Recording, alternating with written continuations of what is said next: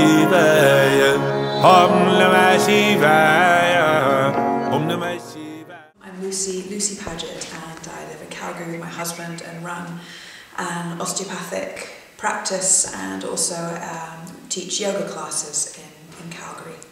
For those of us who live in an urban environment and are surrounded by life's demands, is really to take some time out, for one, to have fun, and secondly, just to try and switch the mind enough that even though you know that for 9, 10, 12, however many hours of your day, you're going to be in a fairly typical mode of reacting to the traffic, to the person at work who wants you to do X and Y task, you're taking that little bit of time, maybe once a week, maybe it's on a daily basis, to do something that reminds you of who you really are. Om Namah Shivaya, Om Namah Shivaya.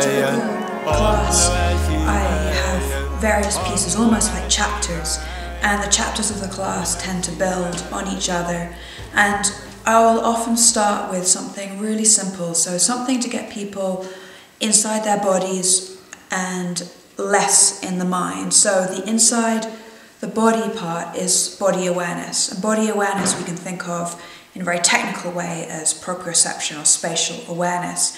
We can also think of it in a less technical way as something that simply enables you to switch off the habitual thinking process and get more into a relaxed internal state, so that you're aware of how you're moving, you're aware of the small places that you're not normally aware of. So a simple movement like moving up the arm, up and down, can in itself become a meditation.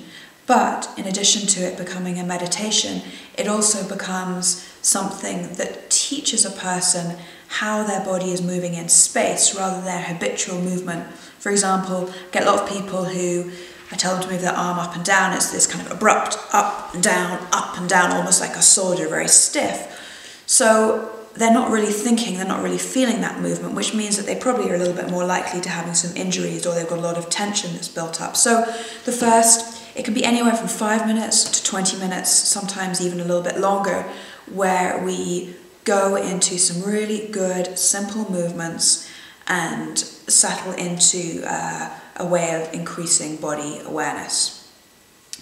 After we've done that, then I usually take people through a few yoga sequences, and this is the part which is a little bit more structural, biomechanical, in the sense that we're really thinking about alignment.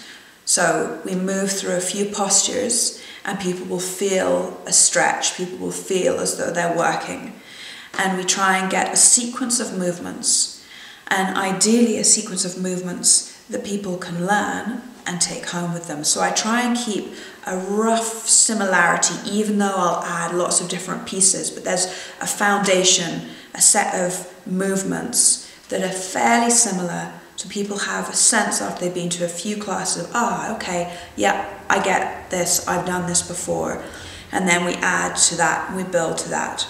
So there's the second chapter, and then after we've done some of that, we'll either move into the very lovely, peaceful Qigong movements, where we're really jumping out of the alignment of the postures and back into a sense of inner peace, inner awareness through very easy, repetitive movements. And the repetition is key, and it's actually quite useful when people do enough repetition, and it's maybe just 3-4 minutes, where they get a little bit of that thought process of how long am I going to do this for? And the moment that happens, it usually actually is a transition point where they actually then move through that little bit of boredom and into a very peaceful state where suddenly the movement feels very spontaneous.